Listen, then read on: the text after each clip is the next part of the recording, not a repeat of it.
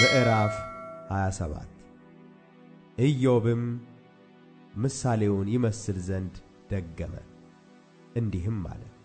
ፍርዴን ያስወገደ ሕያው እግዚአብሔርን ነፍሴንም መራራ ያደረገ ሁሉን የሚችል ሕያው አምላክን እስትንፋሴ በእኔ ውስጥ የእግዚአብሔርም መንፈስ ባፍንጫዬ ውስጥ ገና ሳለ ከንፈሬ ኀጢአትን አትናገርም፣ አንደበቴም ሽንገላን አያወጣም። እናንተን ማጽደቅ ከኔ ዘንድ ይራቅ፣ እስክሞት ድረስ ፍጹምነቴን ከኔ አላርቅም። ጽድቄን ይዛለሁ እርሱንም አልተውም። ከቀኖቼ ሁሉ ስለ አንዱ ልቤ አይዘልፈኝም። ጠላቴ እንደ በደለኛ በእኔ ላይም የሚነሣ እንደ ኀጢአተኛ ይሁን። እግዚአብሔር ባጠፋውና ነፍሱን በለየ ጊዜ የዝንጉ ሰው ተስፋው ምንድር ነው? በውኑ መከራ በመጣበት ጊዜ እግዚአብሔር ጩኸቱን ይሰማልን? ሁሉንስ በሚችል አምላክ ደስ ይለዋልን? እግዚአብሔርንስ ሁል ጊዜ ይጠራልን? እኔ ስለ እግዚአብሔር እጅ አስተምራችኋለሁ፣ ሁሉን በሚችል አምላክ ዘንድ ያለውን አልሸሽግም።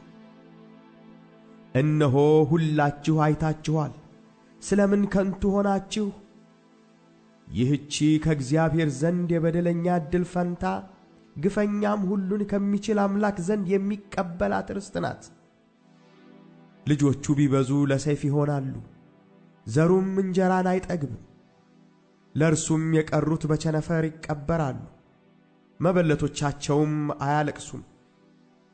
እርሱ ብርን እንደ አፈር ቢከምር ልብስንም እንደ ጭቃ ቢያዘጋጅ እርሱ ያዘጋጀው ይሆናል፣ ነገር ግን ጻድቅ ይለብሰዋል። ብሩንም ንጹሐን ይከፋፈሉታል። የሚሠራው ቤት እንደ ሸረሪት ድር ይሠራል፣ ጠባቂም እንደሚሠራው ጎጆ ነው። ባለጠጋ ሆኖ ይተኛል፣ ዳግመኛም አይተኛም። ዐይኑን ይከፍታል፣ እርሱም የለም። ድንጋጤ እንደ ጎርፍ ታገኘዋለች፣ በሌሊትም አውሎ ነፋስ ትነጥቀዋለች።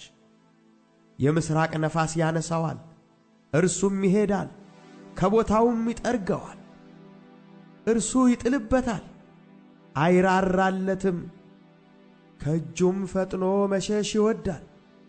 ሰው በእጁ ያጨበጭብበታል፣ ከስፍራውም በፉጨት ያስወጡታል።